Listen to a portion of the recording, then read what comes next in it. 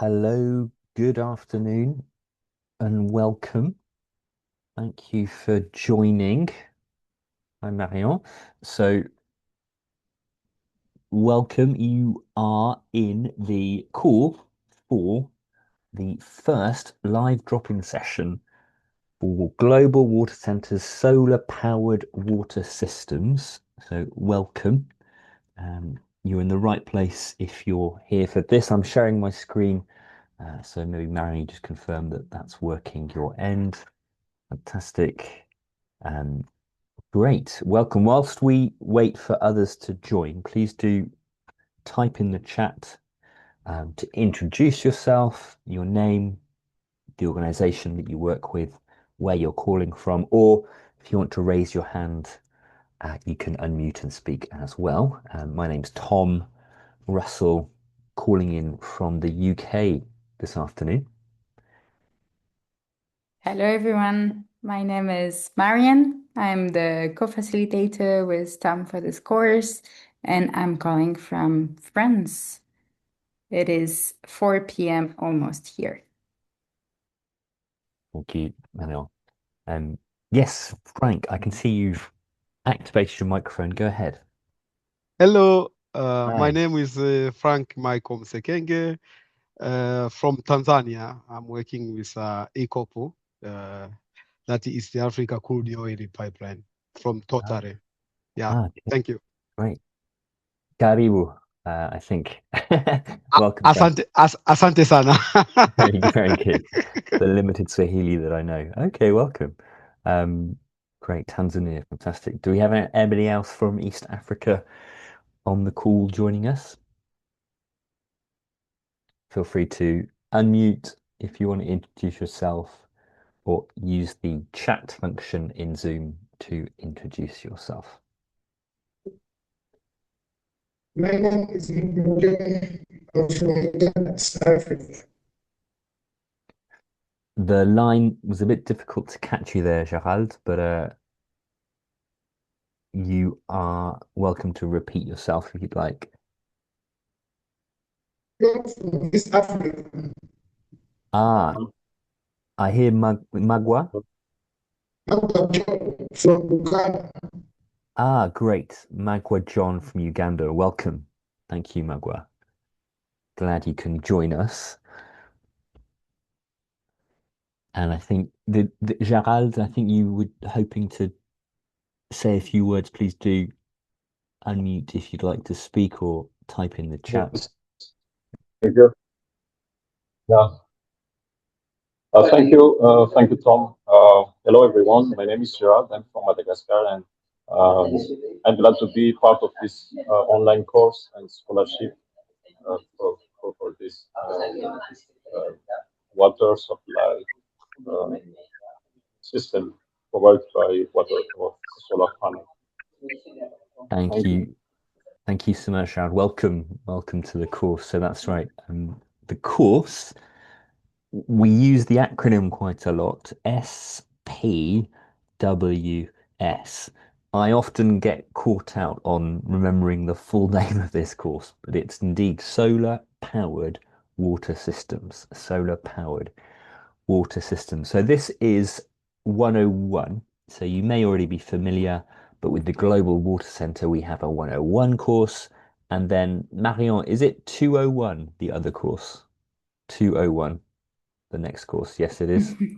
Yes, indeed. 101 is for like the introduction course, and then 201 is the level over the 101. Great, thank you. So maybe you're already aware of there being these two levels, and this first one, 101, is very much a chance for us to look at the overview of the principles, the practice of using solar powered water systems. So we will be starting the call formally very soon, in a moment, just to give people a chance to join. During this call, if you would like to put your camera on, know that we are recording the call. We record the call because, as you can perhaps appreciate, not everyone can join live. So we want to give everybody the chance to watch back the recording at a time that suits them. So if you're happy, please put the uh, camera on. It's always great to see people joining the call, even if it's just for a moment at the start and then you want to turn it off, not a problem. During this session, we call this a drop-in session, a drop-in session. So it's not compulsory, you don't have to be here to complete the course, but we do recommend it because it's a chance for us to look at the course content, exchange ideas with each other, and a chance to have that connection with each other. Um, During this call, you can raise your hand if you want to speak. Please use the Zoom function, or unmute. Hi, Gerald, nice to see you there. Um, Whereabouts, Gerald, in Madagascar are you from? I think both Marion and I have been to Madagascar at different times. Whereabouts are you based, Gerald? Um, yeah, thank you so much, Yeah. Tom. I'm really glad. It's great to know that we came to Madagascar and you've been to Madagascar already. I live at Antananarivo, it's the downtown, it's the capital of of Madagascar. The town is Antananarivo, so I live here in Antana. Super. Thank you, Gerald. Yes, Antonio, remember well. Very fond memories of Madagascar. Um, oh, great. And we have Yeah, yes, Gerald, did you want to you add must something? remember to say salama, Ah, salama, yeah. bonjour. Salama. Wait, I need to speak English. You speak French. Ah, okay. Exactly. So in Madagascar, French Okay. is spoken, Malagasy in different, I guess, forms, So my different question is accents. like, so we need to put on the camera all the time? It's up to you. If you would prefer not to have the camera on once we get started, not a problem. But sometimes for us, it's helpful to see, nice to see you guys joining us in the call. But if you would prefer to keep it off and just pop it on when you want to share something, that works well too, as you like, as you like. But it's nice to see people jump in. So I can see the person who has the Gravity Tab 8 phone devices raise their hand. So if you want to introduce yourself as well, that'd be great. Tom, Um, yes, hello. yes. Have you visited Tanzania before? I I have visited Tanzania.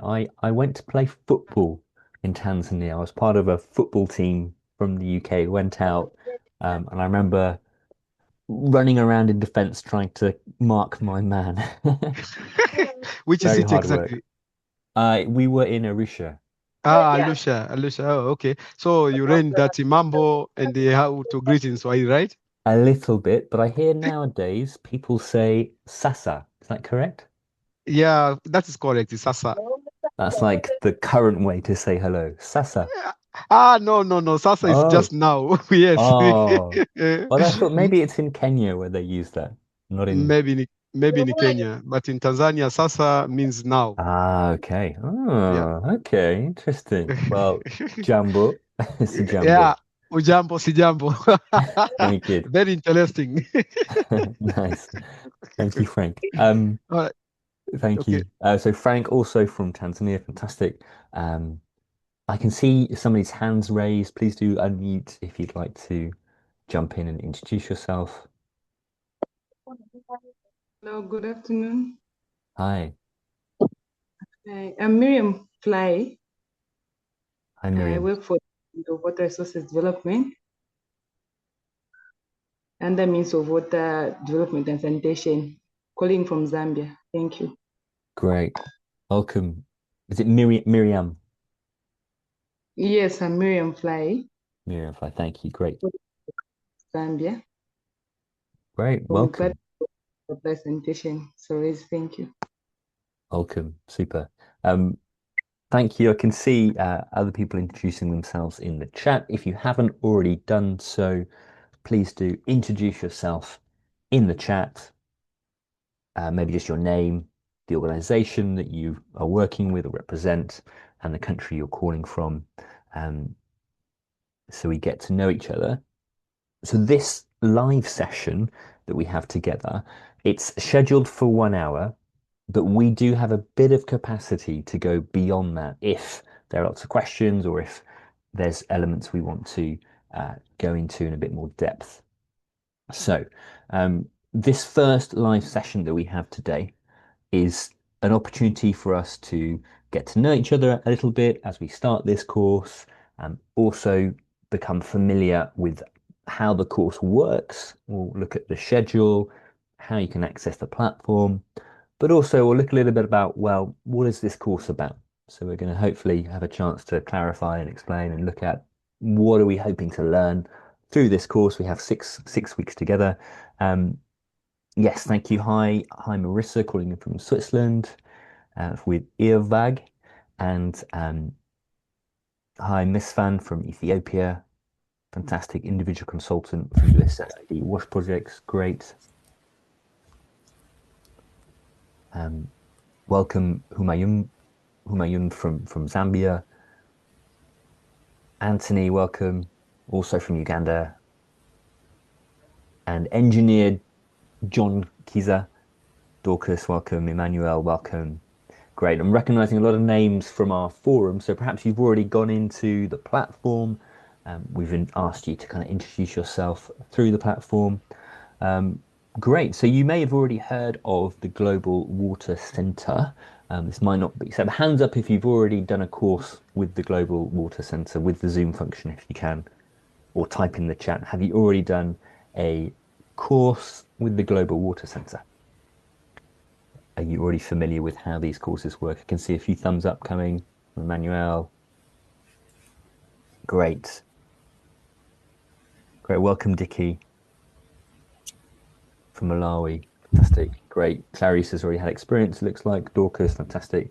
So the Global Water Centre, who are we? Well, our focus, as you can see at the end here, was on helping professionalise the wash sector with an emphasis on rural wash, so access to safe water for rural populations. Now, how do we do that? Well, we have kind of three approaches: capacity building, so helping support organizations, individuals to gain the knowledge, skills, practices they need. We look at innovation and invest and connect with technologies that we see are helping improve access to safely managed water services. So using solar pumping, for example, is one of those approaches, and then collaborating with leaders in different parts of the world to ensure that projects are sustainable and meeting standards. So we're joining as a course under the capacity building element. As many more people have joined the call, we'll just quickly reintroduce ourselves. My name is Tom Russell. So I'm calling in from the UK, Birmingham, which is England's second city. And And Marion, we also have on the call. So Marion, I'll let you introduce yourself again for those who've joined us since we started. Yes. Hello, everyone. My name is Marion Baton. I'm based in France, and I've been providing courses for the Global Water Center for the past 2 years. And I'm happy to be there with Tom. Thank you, Marion. So as we start this call, um, kind of want to first ask you, have we got the polls, Marion, that we can use? We have, fantastic. So we've got a few polls. So the poll should pop up on your screen, ask you a question, and give you a few answers to choose from. So just as we start to talk about solar power use is in the region or the country where you work. So a poll should be popping up. If I need to do that from my end, Marion, just let me know. Here we go. Oh, hang on. You should see the poll appearing directly in your screen. Okay, fantastic. If someone can give us a thumbs up or a message in the chat that it's working, that'd be great. Just to confirm. It You should seems that see it's working. We fantastic. have about 18 answers already, Perfect. 19. Great. Is it appearing on the screen, the shared screen? It should appear directly in the screen of participants, but when I decide to end the poll, then I will be able Perfect. to share the results. Great. And we have about 80% participation, so I will now close the poll. And we have people writing in the chat that it's working. So let me end the poll and share the results. Can you see them? I can't see them. I think I need to restart my Okay. Zoom. So if I can let you talk through the results and I will Yeah, no come back. problem. So Thank we you. have 50% of the participants who said that solar pumping is very common in their region. 30% that said that it's somewhat common. And then we have 10% that stated it's somewhat rare and 5% very rare.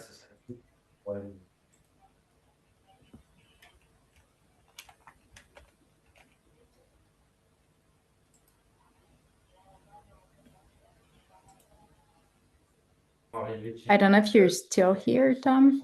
I'm just rejoining. Thank you. Okay, okay. Great. So I can see the results. Fantastic. So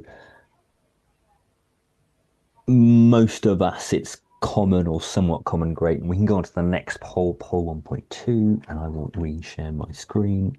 Okay, so it's becoming more common. Seems to be what we're noticing. And now we should have another poll pop up where we're asking you, well, how successful do you think these solar pumping schemes are? How successful? You can see the results coming in. Fantastic. So yeah, so think about maybe schemes that you've been involved in directly or that you've seen or heard about. Does it look like to you a technology that is working really well?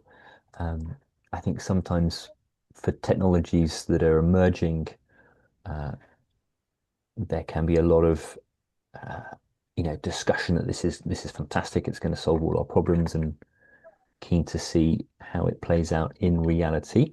Um, great, right? I'm just getting myself set back up with my Zoom. I think it's working.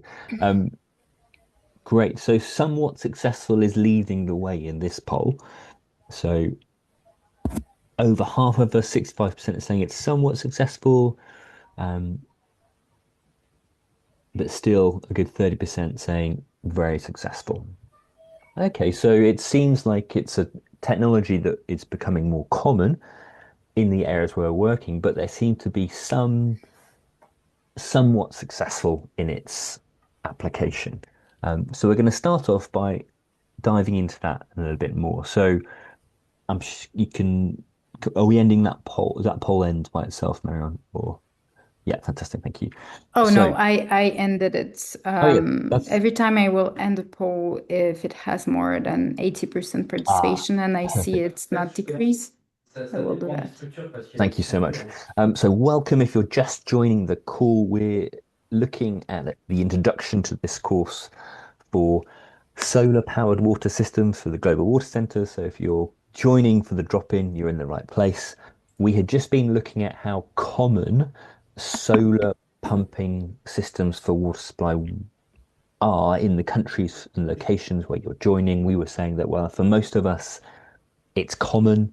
And then I was asking, well, how successful have these systems been in ensuring safe water, being reliable? And it looked like most of us saying it had been somewhat successful or somewhat reliable.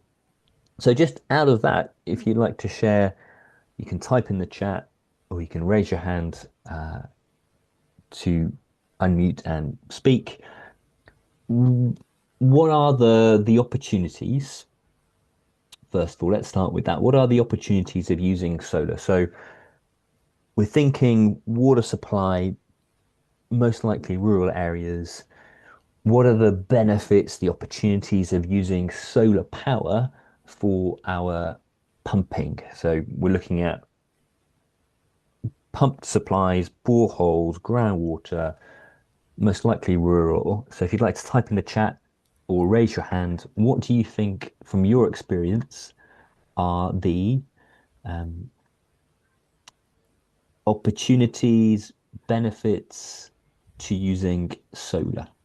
Um, Marion, I can't see the chat right now, but I'm just getting that set up. So if you do see the chat, please do respond. What are the opportunities and benefits of using solar to power our borehole, groundwater, water supply systems compared to other systems? So by other systems, we're referring to systems that are connected to the electrical grid or that are run off a generator. So please do type in the chat or raise your hand if you'd like to speak.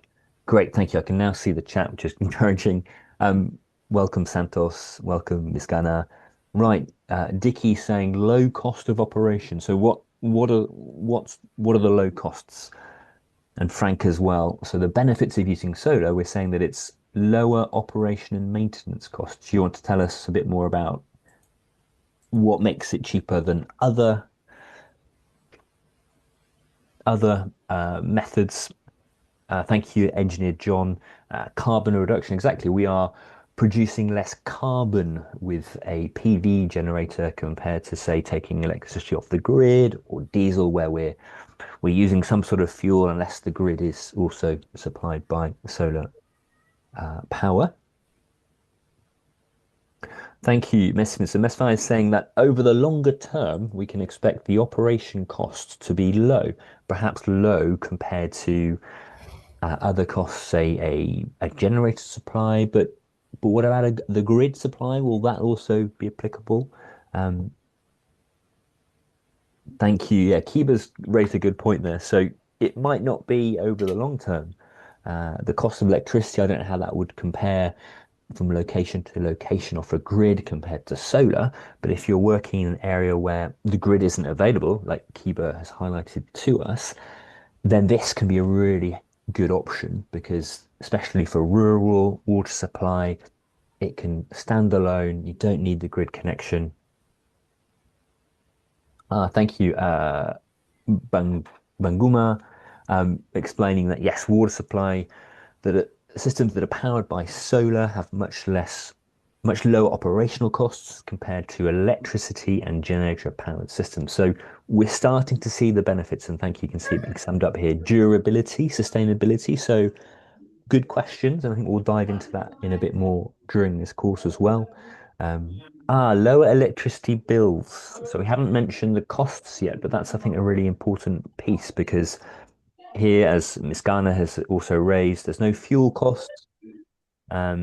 and then the design life time could be more as a result. So we're really looking at this component here. So everything that's powering the submersible pump. So your controller, yeah, all of these elements you would expect to see within the system, regardless of your energy source. What are the benefits of solar? Um, Great. And I think, as you were saying, Nelson, as well, low electricity bills. So one aspect is perhaps with the use of solar is that the costs um, are likely to be lower over the long term. Super. This is encouraging. Maybe we're already familiar with all of these aspects. What about the risks? So when we did our poll a few moments earlier, we noted that most of us, from our experience, had seen that these solar powered systems have been somewhat successful. What were the challenges? What risks are there that might make using solar power not a good idea, not a good option? Thank you, Ms. Fire. Risks include you need the right people who have the right skills and knowledge in setting up, using, maintaining solar pumping.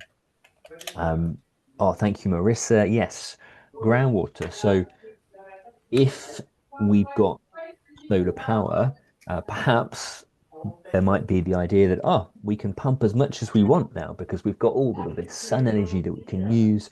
But as Marissa points out, the groundwater, how much groundwater we're drawing from the water supply, that's a key factor. And that could be a risk. So we could start thinking we can pump more, but that could adversely affect how much water we have available. Um, right, we're talking about initial costs. Thank you. Engineer John and others. The initial cost is likely to be much higher because there's a lot more uh, equipment and setup to buy. So we can imagine, right, at the start of our project, we have to have quite a big investment to have our solar powered system set up. Um, and then also, so talking also now, thank you, Wellington.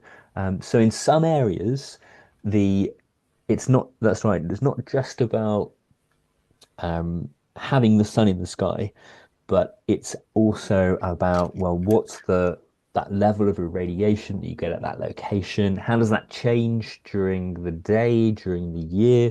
So if there are variations throughout the year, you might find there's a, so example, you have a rainy season that's many months, 3 months long, and all of a sudden you can't you don't have enough energy coming from your solar powered system.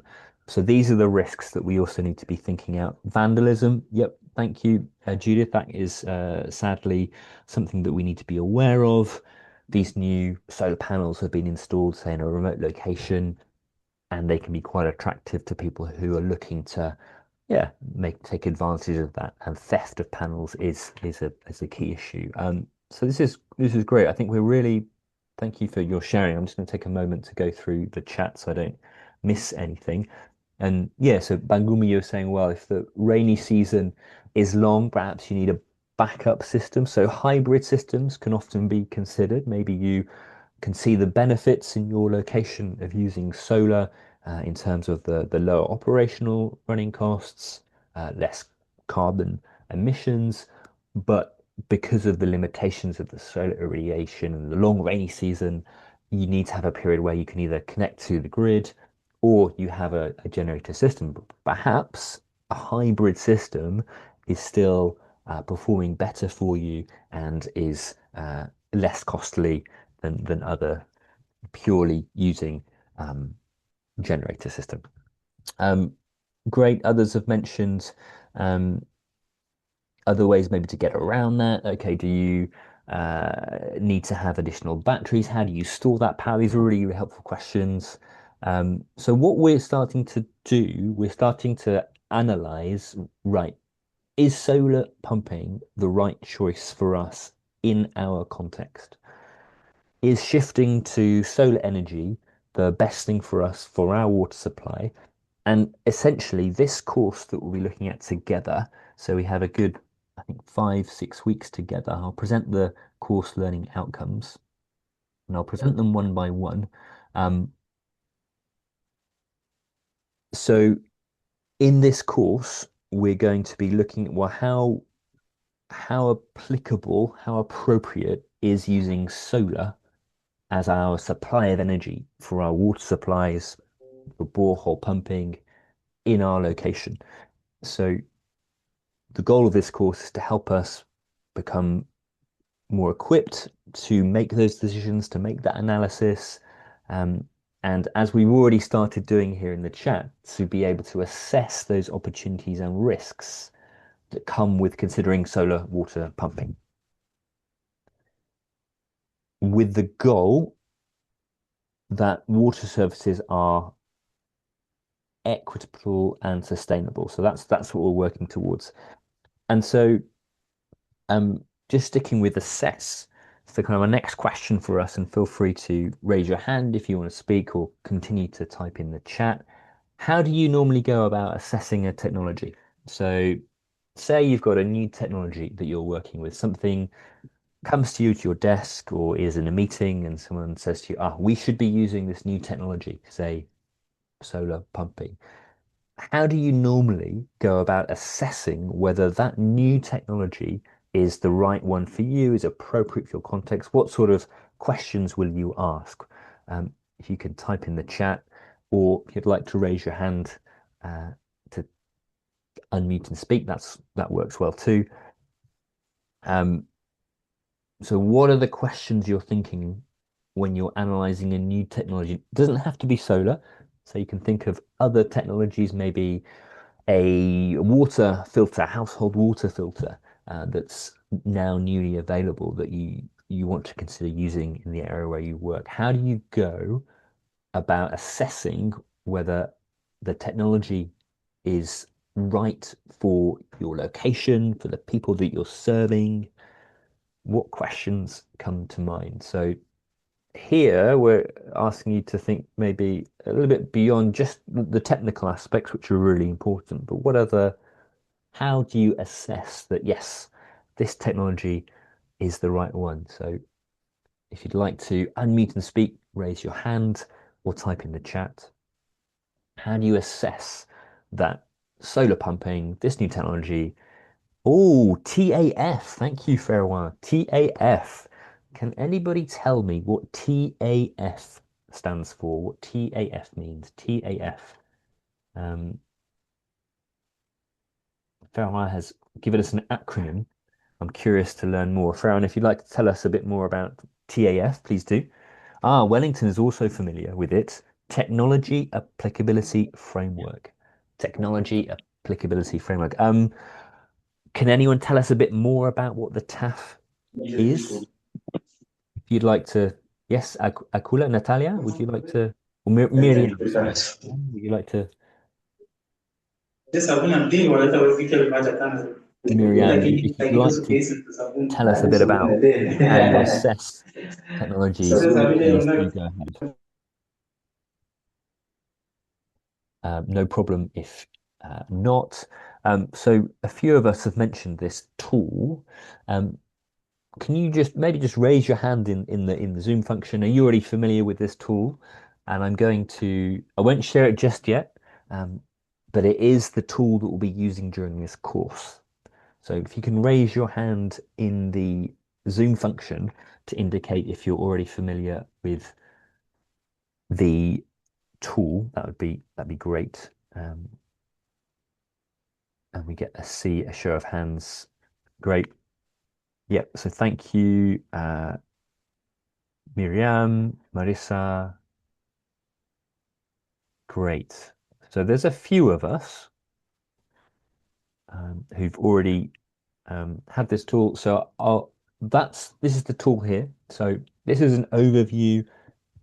I'll just take a moment to talk you through how this tool works. Clarisse has also got experience with the tool. Fantastic. Encouraging to hear. So it's a framework. And as you can see, it's a grid. Ah, okay. So for Mesfi, it's something you've just been learning through this course. So maybe you've already been progressing through the platform and you've come across this framework, but it's a framework that gives us a way to assess how applicable a new technology is in our contexts. So the different dimensions that it uses, sustainability dimension, so how likely is this technology to perform over the long term, effectively, to perform well, different dimensions. So we look at the social, that's about end users, people, the people factor, through economic, the costs involved. We've mentioned costs and benefits. Ah, great. So some of us, like Marisa, is saying it's a technology framework that we're learning how to use in this course, but haven't used before. So these different dimensions that sit within this framework. And then there are three different perspectives. So we use this framework to help better understand the perspectives of the different stakeholders. So our first stakeholder is the user. So those who are using the service, how applicable is this new technology for them? So, in the context of using solar power, the question might be, oh, how affordable is this system? Can people afford the the how do you say the frais, the the charge of money that you need to pay? Oh, I've lost my English word. Um, Tariff. Thank you. The That's it. fee, the tariff, Fee, the yes. tariff. Thank you, Manuel. So is the fee the tariff that's required to cover the costs of this new technology? Is it affordable for the end user?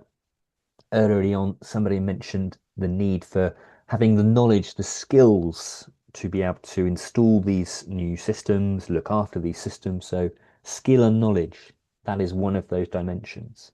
So, for example, the person who is providing, installing the system, do they have the technical and the business skills needed to use this new technology? What else did we type in the chat that reflected of this? I think um, Marissa, you mentioned making sure that the groundwater supplies won't be over abstracted. So I think this comes under the environmental dimension from the perspective. Good question. Where would this come? Maybe here I can see negative impacts for natural resources on a larger scale. So that's at the what we call the regulator perspective. So you've got three perspectives. One is the end user, person paying for or receiving the service.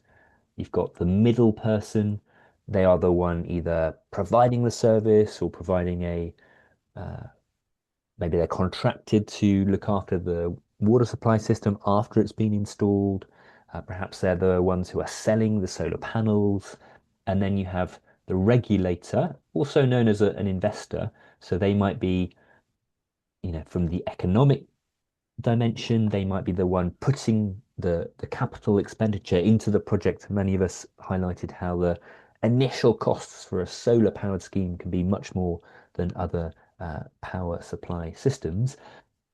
So this framework, hopefully, as we've already been discussing, gives us a method for assessing whether using solar is the suitable or best option for us in our situation context. So why are we doing this? So why are we going through this process?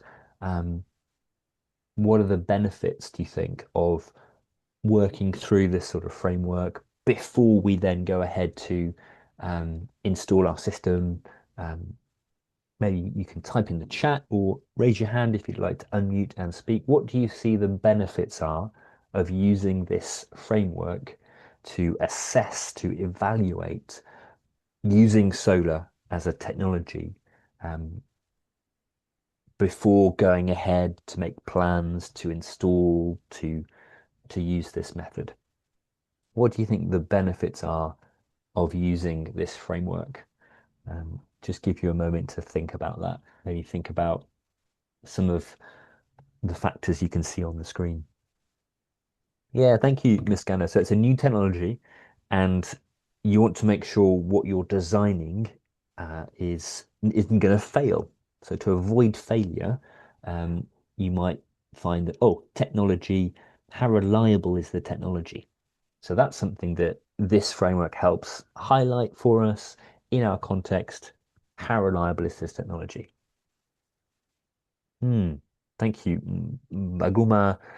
This helps stakeholder engagement in early stage. That's right. So all of these stakeholders have an important role to play for the success of our system. So we need the end user. We want them to be satisfied, so they'll have confidence in the system. They'll want to contribute money if it needs repair or the tariff for using the water. And likewise, those who are regulating the service, they have an important role to play. And that's right. So, yeah, thank you, Kiba.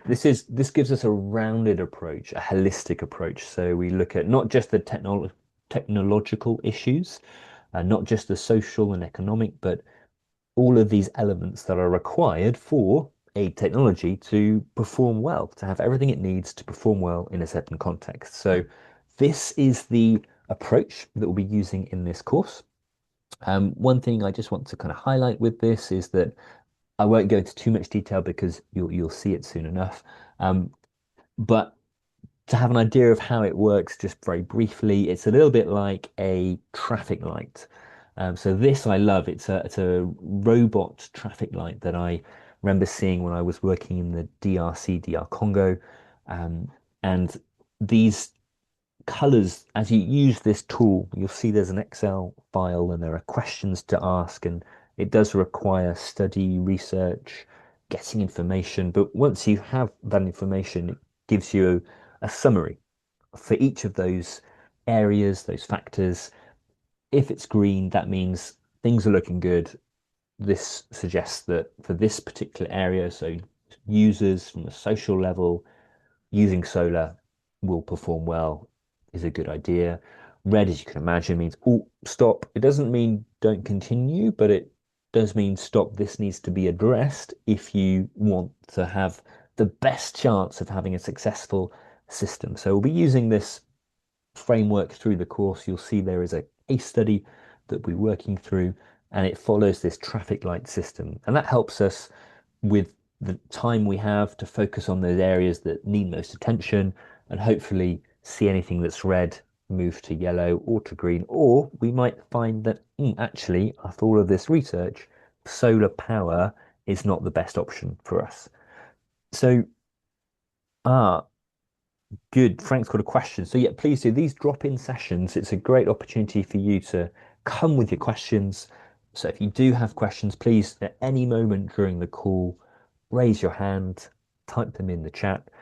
Frank is asking, who is responsible to find out the opportunities in the market? Is it the provider or the producer? So if I go back one page, so so opportunities to say sell solar panels or sell the equipment needed for these installations. Whose responsibility is that? Well, I think this might come under profitability. So for a provider to get involved to produce or provide the services needed for solar, there needs to be an interest of profit for them. So Frank, I'm not sure if that responds to your question. Feel free to unmute and speak if you'd like to add more. But it's a really good question. And those are the sort of questions that we'll be asking through this course. So by the end of this course, I just pop up the learning outcomes. So yes, assessing the need, the applicability of these solar powered water systems, assessing the opportunities and risks, but also recommending improvements to programs. So we'll also be looking at existing systems. So maybe you'll be working in your context with a system that's already been installed, and your role is to, well, let's analyze how well set up things are for this system to work well. But also, by the end of this course, you should have the knowledge to be able to promote um, how those systems can be improved to ensure the same sustainability and equity of water supply schemes. I want to pause there. That's where we're headed with this course. Any questions you'd like to ask about what we can expect to cover in this course? Is there anything you'd like to know more about what we're going to cover in this course? These learning outcomes describe what you can expect to be able to do by the end of this course. Any questions?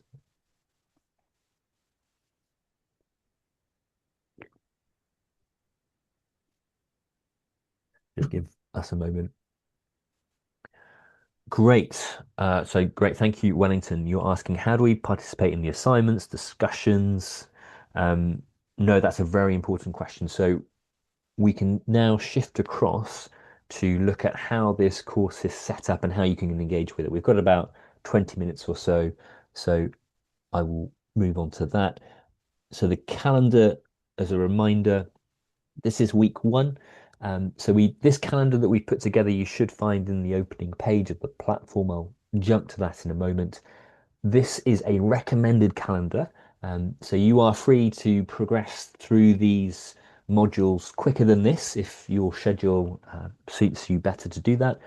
But each week, when we have the live session that we have today on a Wednesday afternoon, it'll always be at the same time, we'll be looking a summary of the content from the corresponding module. So today we've been looking at the bigger picture of what are the opportunities and risks with using solar power for water systems. And we have 5 weeks together right through to the 23rd of August. And this is a calendar that we recommend that you use.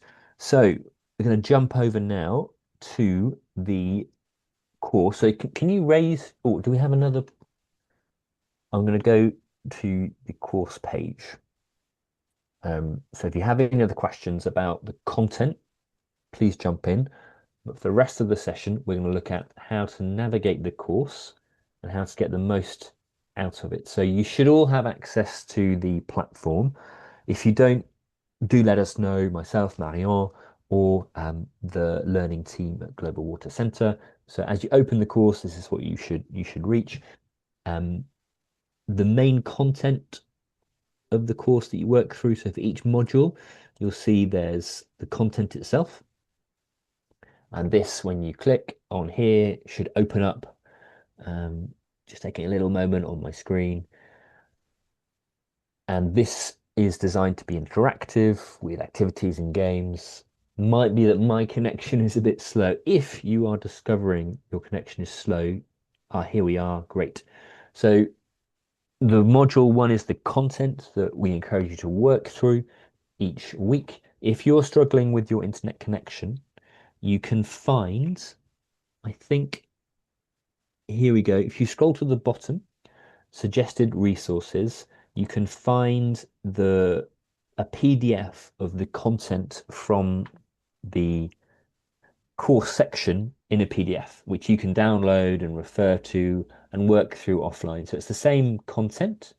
You just don't have that interactive nature to it. So if you are in the course content itself, that's where you'll have quizzes, questions, and you might find that more engaging. But if you're struggling with your connection, like I am by the looks of it today, you can scroll down and download the PDF. So Wellington was asking us, well, how do we engage with this, the assignments, the discussion? So each week there's a discussion question that will appear for the module. So module one, this is the first discussion question, and it should describe everything you need to know to answer this question. And then we invite you to scroll down and you see this blue button, add discussion topic. If you click on here, you should be able to scroll down, add your subject. So if this is assignment one, you might just want to put assignment one as the title, and then you can respond to the questions. So the questions here are, if solar powered water systems have been installed in your region, describe the level of support there is from each stakeholder group. So you might want to just describe, well, in my context, say in Uganda or Tanzania or Zambia, this is what I've seen, how well represented are each group. You might find the table that we're looking at before helpful reference. So these are the discussions. Now, in order to complete the course, you are required to add a discussion topic for each module. So add a discussion topic for each module and respond to the discussion from somebody else. So if I go to all participants and I scroll down here, so you will notice you're in groups. So we have 6 groups. We actually have so many of us joining, which is great. Your group, so in the discussion, you'll see posts from your group. It's very early on in the course. We're just the first week, so people may not have already posted in your group. Maybe that's what you're saying, Wellington. So you can be the first person to post. Once you see a post, you can read, and then if there's something that strikes you in it, you can reply. Now to reply, you go here, discuss the topic. So this is this post that Morris has shared, and you can click reply. And this is where you can share your thoughts. So maybe there's something that Morris has shared that has resonated with you. Maybe you have the same problem as him and you want to say, yes, I have that problem too. Or perhaps you can see that, I've gone through that problem myself, Morris, and here, this is what I learned from it. So we really do encourage you to use this discussion to share experiences, help each other learn. I'm sure all of us together have got so much rich experience that there's so much we can learn from each other. I will be studying the discussions with great interest throughout the course. So we have the 4 modules, then you'll see a quiz at the end of each module. And as you enter that, you see you need to score 80% or more to pass the module. So when you're feeling confident with the content, you can do the quiz. You must score 80% to pass, but you can retake the quiz as many times as you want. It's a great way to learn. Sometimes it's good just to kind of go with your instinct because that's what is fresh in your mind, and then you realize, that wasn't quite what I understood, and you can redo it, and that's really helpful. So for each module, we have 4 modules. We've got the content, the discussion, and the quiz. And then you'll see this session that's going to be recorded. The recording will appear here. So if you've missed a session for some reason, you can watch it back, or if you want to go back over something that was discussed, you can find it here. In terms of communicating with us, with Maria and myself, you should be able to see you have a little chat function here. This is a way to send a direct message to us or to someone. So you might see some messages pop up here for your group. And then I think to make a new message, let me see. So here I can type to Marion, and I can send her a message. So if you have any questions about the content, navigating the course, do share, do reach out to us using the chat box function in the platform. You will also see there are course announcements. So normally every week there's a reminder of, right, the next module started. This is how you can find the weekly webinar. The webinar link remains the same, and it's always 5 p.m. Nairobi time. So you can see the time zones here from where you're calling. I think I've got one person calling from Jamaica, so it's early in the day with you. Welcome. But that's the time zone that we're working with. So we're coming to the end of this session nearly. Are there any questions about navigating the platform? Are there any questions about navigating the platform? I'm not sure Have I missed if you've something now? seen the question in the chat. Oh, We have Wellington who yes. asked, how do we participate for the group assignments or discussion? I'm finding it hard to get particular of my fellow group member. I'm sorry to ask this question. Yeah. Yeah, no problem. So with group 3, it might be that nobody has posted anything yet. Let's have a look. Oh, they have. Fantastic. So it is Morris, actually, who we saw before. So Wellington, you should have access to, whenever you click on the discussion, what you see are the people in your group, the fellow group 3 members. If you don't see any posts, then let us know because there are some. Or if you don't see any posts, perhaps it's because no one has posted yet and you can be the first. So I hope that answers your question. Marion, do you think that would like to add anything else or to what I've shared? Yeah. Great. Thank you. So we That have sounds like- Wellington who said that he has Aha. been assisted. So How do we know which group we are in? Good question. How do we know, Marion? When we join the course, is it that so basically, I'm Mm. not sure you will be able to see the groups you are in. right? But you will see only your group and the different discussions. So you Right. wouldn't need, so for example, Tom, if you switch, because Tom here is a facilitator, so Aha. he has like access to more, but you can switch role to students and Thank you. then you will see the that's same information as students. So when you're a student right now, Tom, it's written you are not able to create a discussion because you're not a member of any group. You will not see that. If you see that, please contact us because there would be an issue. You would not have been assigned a group. But you will see only your group discussion. It's just because you guys are 200. So if you have to read 200 responses, it will be way too long for you. So it's reserved to the facilitators. Super. Thank you, Marion. Great. Are there any other questions about navigating the course? Any other questions? So there are a couple of other things that we can mention.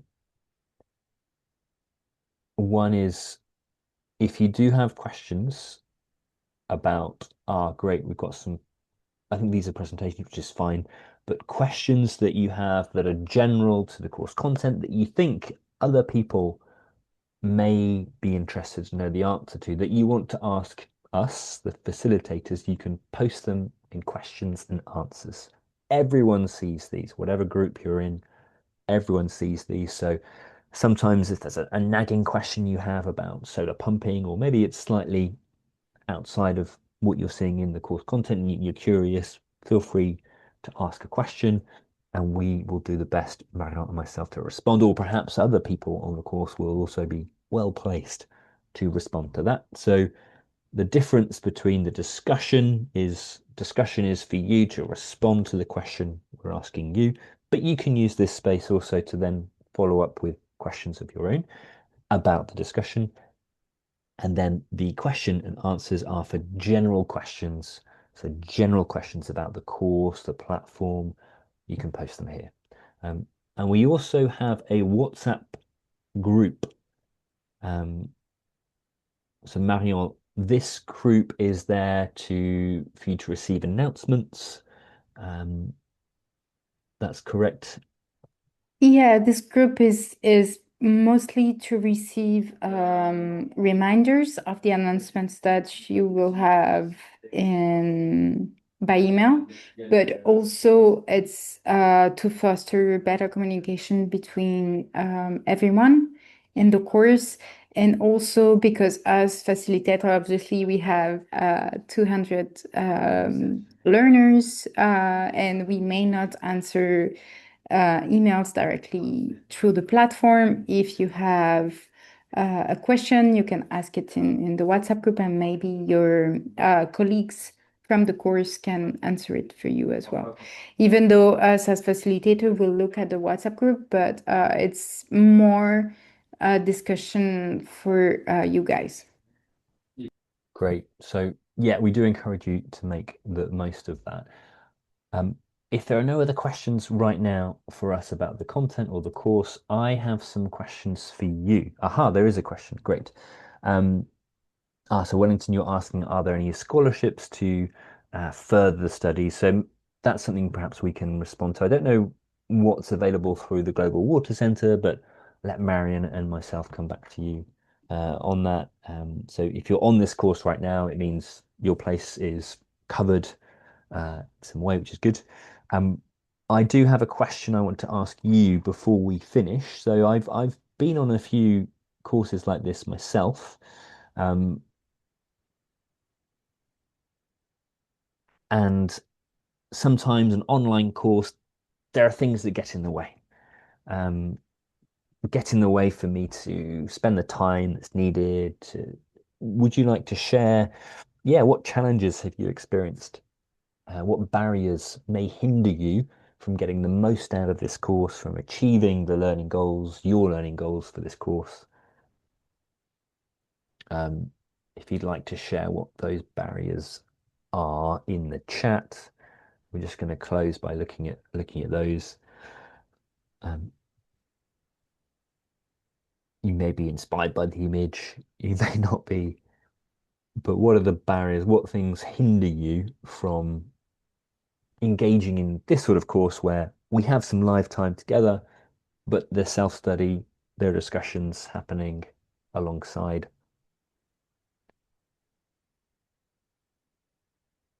Feel free to raise your hand with the Zoom function if you'd like to unmute and speak. Right, yep, Farewell, speaking from Ethiopia, internet fluctuation, poor internet access. That's right. So we appreciate connectivity can be an issue. So hopefully, as you saw a moment ago, for the modules itself, if you're struggling to access the content, scroll down to the bottom and you'll find a PDF version of each module, which you can download and work through offline. For the discussion, yes, the discussion needs to be posted in the platform, but you can take a copy that across into a Word document offline. You can prepare your response offline, and then when you've got connectivity, you can log in and post it.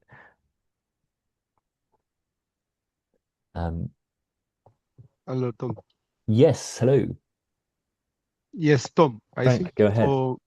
from my side, I wish this course could be done like a physical in a class rather than online because as I know, we are just in going through the technical stuff, and this is technical stuff which need much serious sitting the class and having some assignment. Doing remotely or online. Like a lot of people now, they are just facing the problem of internet. Not only internet, even concentration on our course. Also, it could be a little bit challenge. So I think maybe for in the future, for the coming code, it will be great if you can arrange people starting going maybe in a certain country where this course will be carried out. That is, I think it will be better. Thank you, Frank. Yes, we appreciate that. Sometimes for us, we prefer to have interactions in person, and we don't have that opportunity here. Um, So my next question will be, well, with these challenges we're facing, I can see many more coming into the chat. What do you think, what from your experience has helped you overcome these challenges? So I'm going to click to the next slide. What can help you overcome these barriers when you're engaged in a course like this? So we appreciate that internet connection may be an issue, that maybe some of us might prefer that in-person interaction. Um, what can help you get the most out of this course for you? What can help you overcome those barriers? I can see Kiba says that you're balancing your work time with study, self-study. So I think having for yourself, you've seen the schedule that we've put together. So maybe at the start of each week, you can look at the schedule that we have and work out, right, what time do I have to work through the self-study? How can I plan that into my schedule? So that's why we do have the recommended calendar. Um, Peter, you don't worry about joining the call late. You can watch it back. The groups, what you'll see, Peter, is that you'll be automatically in a group. So when you go into the platform, you go to the discussion, you'll see the posts from your group and you'll be working in that group. So you don't need to know which group you're in. You will see all your group members when you join the discussion. Great. Yep. So Salim's mentioned using subtitles. Um, do we have that option, Marion, to have subtitles when we are leading these sessions?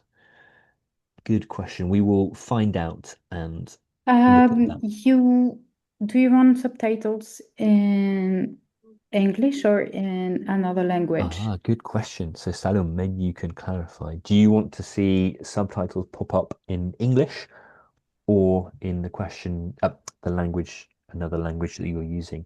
I think if you click show captions, does that give us? Yes. So show Yes, captions, is yeah. that anyone can click that? Is that correct? Yes, definitely. You can put show captions. So it would be on the more at the bottom of the Zoom meeting. You Yeah. have three dots and more. You click on that and then you click on captions, which is the CC icon. And then when you have that put on, there's the setting wheel that will appear, and you can put the caption language. Right. Fantastic. Let's have a look at what you've just described. I'm going to see if I can get it onto my screen for us to have a look at. Yeah, you may need to share your Zoom meeting window. Aha, I think I've got it here. Where is it? There we go.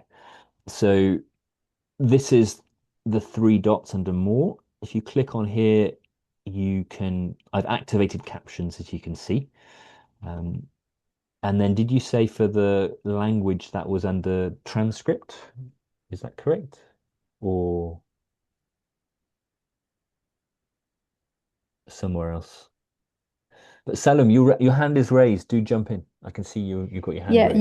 you can get out of this, and then you have the captions happening. Yes. But right now I can see you're still in more. Get out of the more item. Yep. And is it transcript? Mm, I don't see it. No, it's not transcript. So Ah, get okay. out of here. Right. Just I've just got a screenshot that I've transferred across to stay within the oh, slide it's a deck. screenshot. Okay, okay. So it's directly on the so when you're on the captions themselves, Mm, on the top right of the caption you have a setting wheel, and you click on this setting icon, okay. and there you can change the language. Oh, got you. Okay, right. I think I see what you mean now. Okay, that's really helpful. Thank you. We will maybe post in the announcements, we can clarify in the announcements how to add captions, but if you dig, um, I will go back to the screen. Where are we? Screen. Maybe I can just share. Um, Maybe Can go to I screen one. share? I think screen one now should be sharing. So great. Thank you, Marion. So for subtitles for the live sessions to confirm.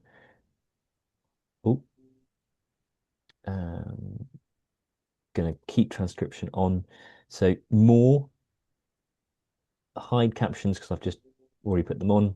Show captions, captions pop up, and as you described, click on the little cog, like a bicycle cog, and you can change the caption language.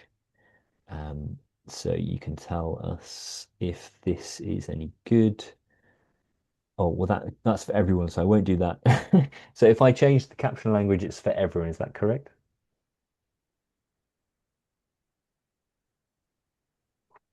Possibly. Mm, let me see. I don't see your screen. We Uh, just see your seashore or my seashore. I don't know. yeah. I don't see my seashore. Okay, I Yeah. will go back to my other screen. Oh, the Let seashore. I can see what you've got. I don't know why there's a seashore. okay, let me Um, share.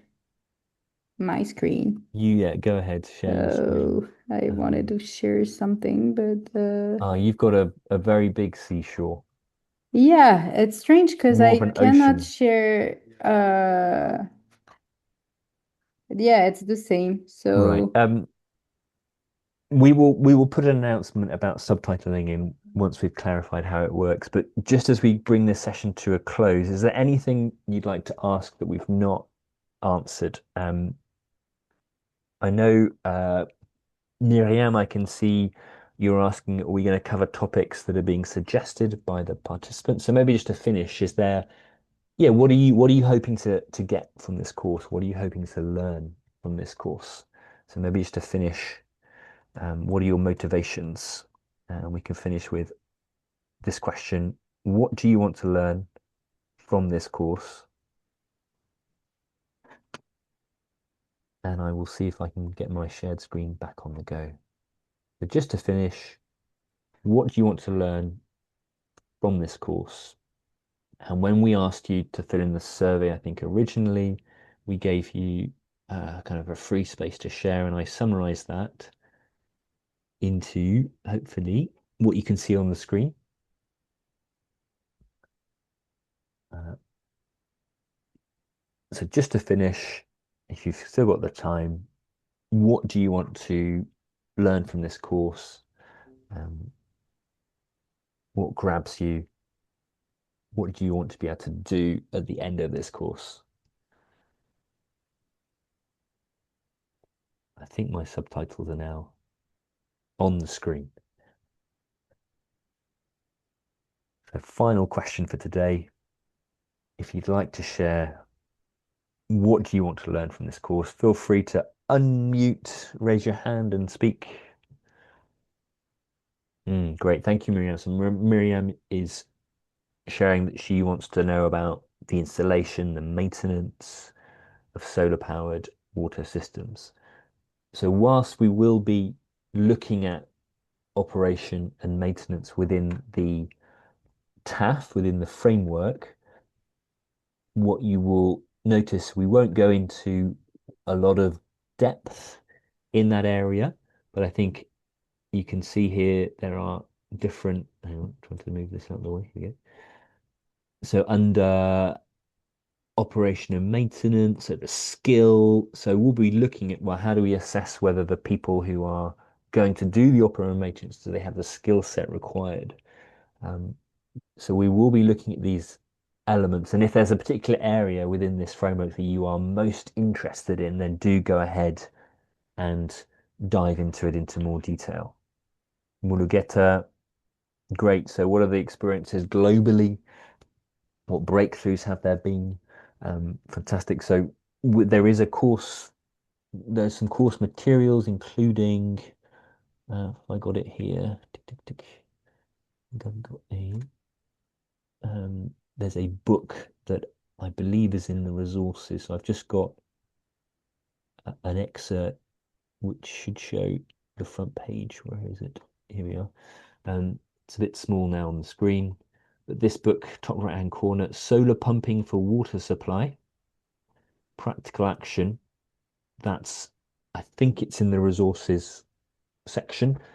That's a great resource to look through to learn more about the global experience as well with regards to SPWS. Thank you for using the acronym. Yeah, and great. Santos, that's right. So by the end of this, we want to be able to have the knowledge and skills to make sure that the systems that are installed for water supply are working well, that the people living in areas where there's low access to water now have better improved access. Yeah, and being able to give back to our community, that's really encouraging. Well, I think that's great. Um, right, and Farrell's saying in Ethiopia, with the cost of fuel rising so sharply, any option to replace fuel-powered systems with such a system as this is really helpful. So that's encouraging to hear. And then Anthony, when we come on to the design of solar-powered water systems, that's covered in unit 2, so the course 2, the second course, SPWS101. So for here, as we've been discussing, we'll be using the TAF, the Technology Applicability Framework, to become familiar with the holistic aspects of what we need to consider. The design practice, that will come in the 201, the second unit, the second course, should you want to continue with that. Yeah, great. Thank you, Peter, Ahmed, Saloom. Yeah, feasibility. Yeah, so I think the feasibility aspect, yes, this is something that we'll be considering in this course. So before we go to detailed design, how feasible is this solution to our context? And we will be touching on the technical aspects as well. But the design, working through the steps of design, that's really in the second course. Yeah, great. Thank you. Yep, Salim, for those who we're working with, you want to make sure they have the knowledge and the skills required to be installing these systems, looking after them. That's great. So Mesfan is already seems like already an advocate for these off-grid systems. I can see Salam is joining with a colleague or a friend. Welcome.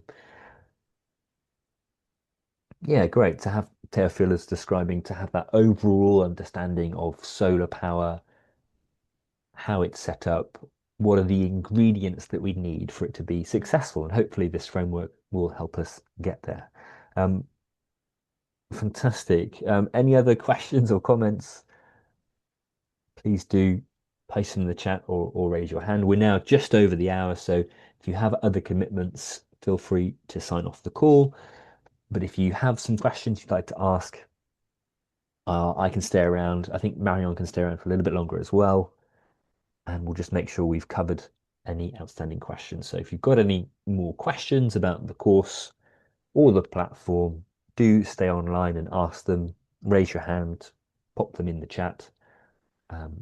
Otherwise, we wish you a great first week. So with the schedule, I can leave on the screen.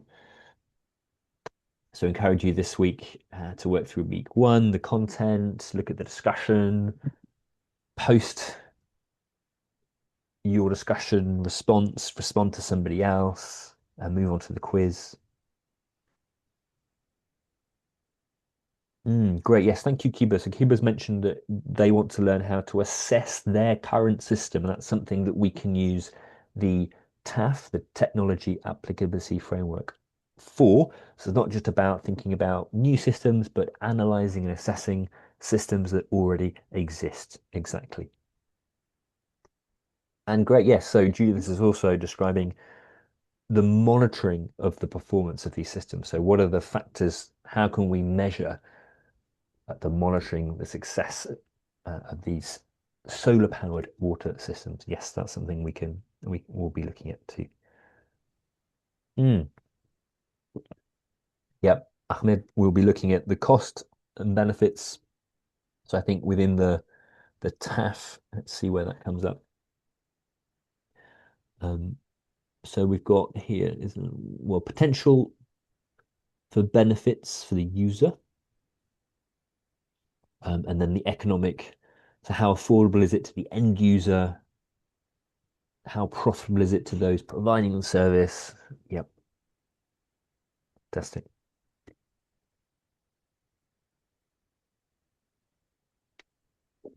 Great.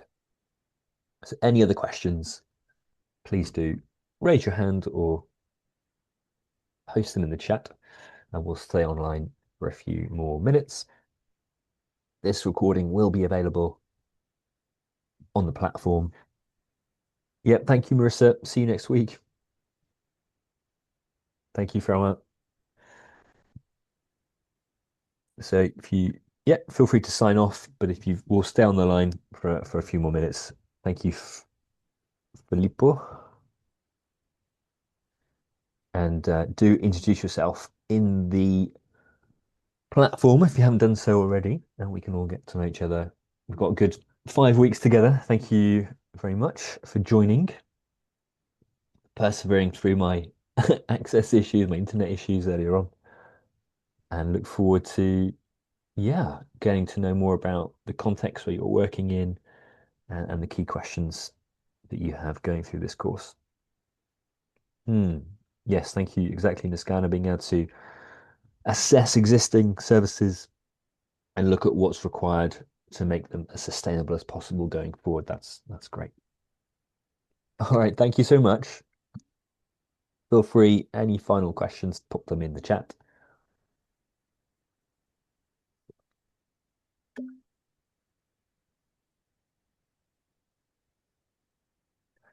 Thank you, Engineer Yaha.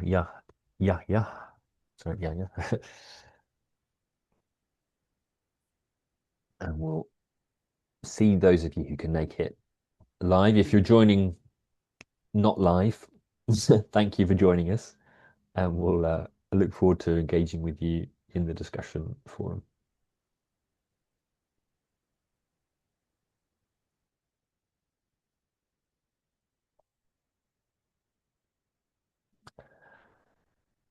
Super.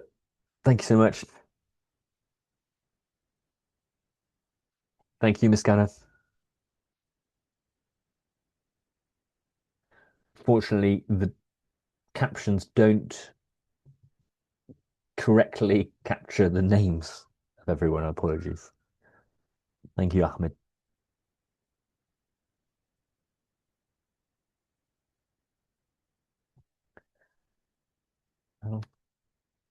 How do I turn off my captions?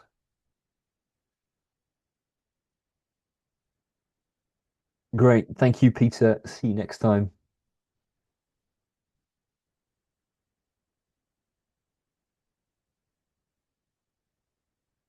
Great. Thank you, Clement. Okay. Well, we're going to sign off the call and look forward to engaging with you in the platform, in the discussion forum, and hopefully seeing you in the next live session. Thank you very much. Have a good rest of the day, evening, where you are. And I will try and find button now. Hang on.